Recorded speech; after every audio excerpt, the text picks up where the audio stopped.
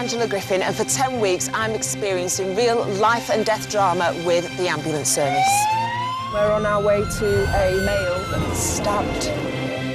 There'll be no fake tears, no retakes. This is really sad, isn't it? I'm going to be right there on the emergency front line. I think he's gone above and below the knee. And it was an absolute baptism of fire. I'll witness the incredible work of the men and women who answer the call of 999.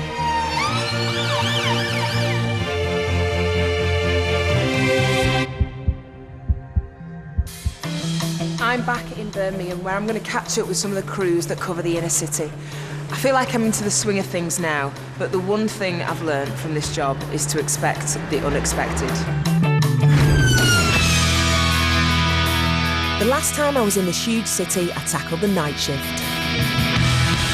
You know where your clothes have gone? I came face to face with the downright disturbing. Mate. I'm a murder police today. And the downright aggressive. Oh, This time, I'm going out in daylight hours. So in theory, I should see a different side to ambulance life in the UK's second largest city. It's 8 in the morning, and my first shift is with Lee Griffiths and Emma Baxter. Emma is 33 years old. She's a fully trained paramedic with 4 years of experience. Lee is 39 years old and has been a qualified technician for 2 years, but has been with the West Midlands Ambulance Service for 3.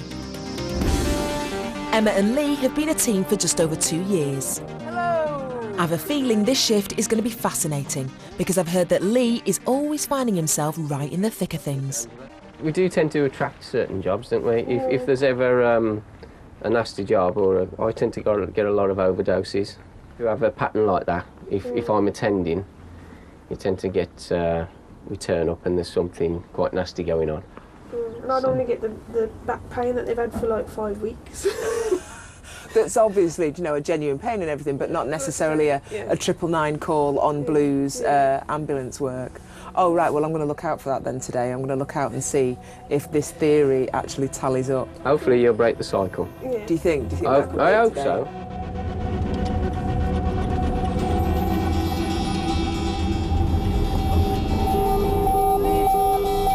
Well, believe it or not, the first proper call of the day, and I've broken the cycle.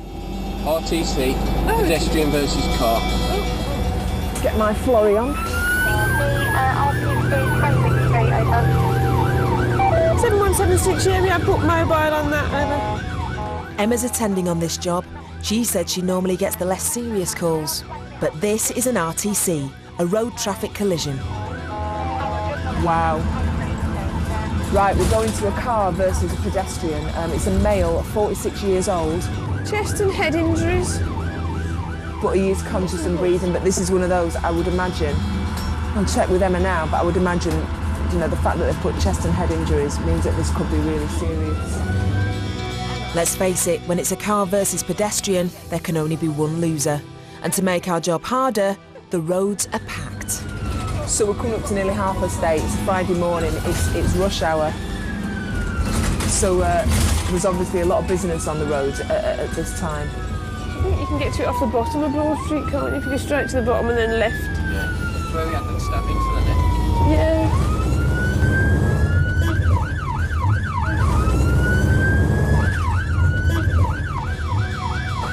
There we go. It's taken us only 5 minutes to reach the scene, and it looks from here as if a jogger has been hit by a car on a zebra crossing.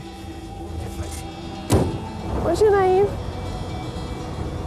What's happened to you? Up in the air. Okay. Hang down on the back of my head. The back of your head? Right. No, back. And you're back on that side?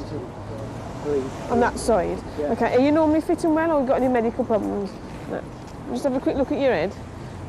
And apart from the pain down here, is there any pain anywhere else that you've noticed? No. You weren't knocked out at all? No. Can't quite work out what's happened. Whereabouts did you land on the car? On the body. On the bonnet? Lee has checked over the driver of the vehicle. She's understandably upset, but physically she's okay. Not surprisingly, it's the jogger who's borne the brunt of this unscheduled morning meeting. He's complaining of pain down the left side of his ribs. He hasn't got no neck or back pain at the moment. He's got no pins and needles or anything like that, so it's just more of an injury there. So we're going to get into the back of the ambulance when it's warm and having a good look at him there. Right, okay, cool. Do you think you can stand up for me? I don't know. Oh, it's there, is it? I know, I'm just studying away. Okay. That's it. Right, that's it. We'll get you more comfortable in a minute. Okay. Have a look. He's got a scuff mark down the car. Yeah. Are you his mates? Were you out running with him? Yeah, because he's a lot quicker than us, he went out first. Did he fly through the air or was it just He flew, hit his side and then hit his head. So... Goodness me. Yeah, it's good. Goodness me, yeah, go for it.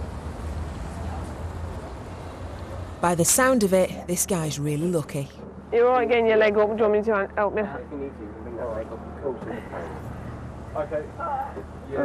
Bend that knee. See if you can bend that knee. But he has got a bit of deformity there on his ribs, so he does... I haven't really had a good poke because I don't want to cause him any more pain, so it's possible that he has broken his ribs there. Right. So, and he can't take a proper breath in. Proper lungful. Yeah, to breathe normally. Right, okay, so... It's quite painful.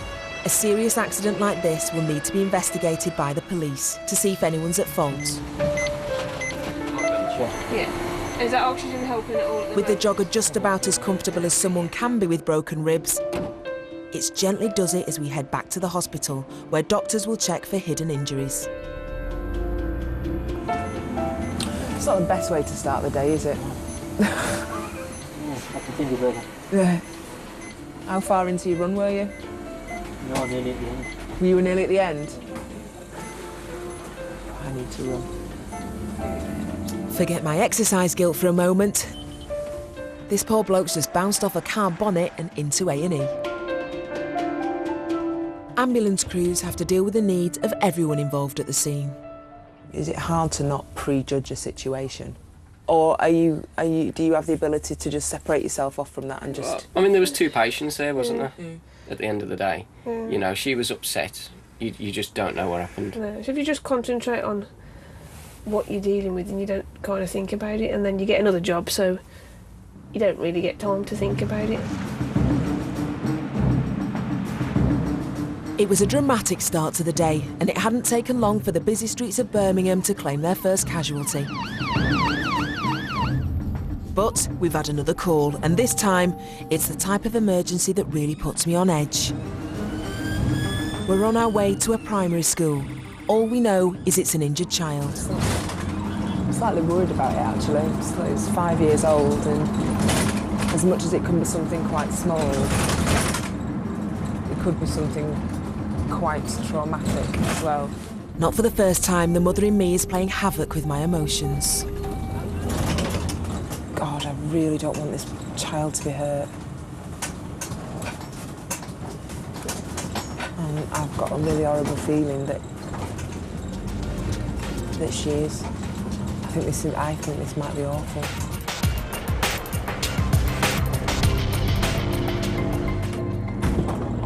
Please just be a fool.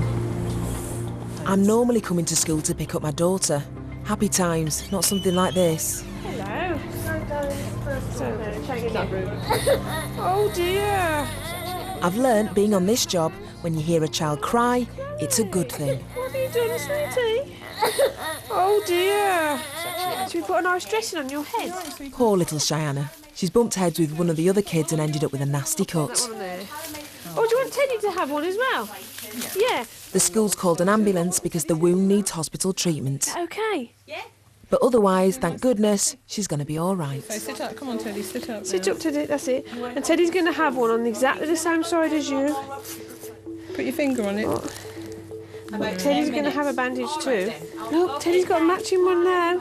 Mum's on her way. She's about 10 minutes. So if we can wait for her. Do you want to go round and don't show that take Teddy? Take Teddy, so Teddy will match. Hold my hand. Yeah, and then you've got to come back to It hasn't taken long for word to get round the school about Cheyenne's little accident. So, whilst we wait for her mum, there's a chance to show everyone she's fine. And guess who's also been invited to make an appearance in front of these curious kids? Honestly, my heart is going. I'm petrified. What am I going to say? Any other injuries? Coming up, I come face to face with something that's genuinely scary. If I can get his boot off, but it's gone there. It's facing the wrong way. When I witness courage and commitment during a crisis.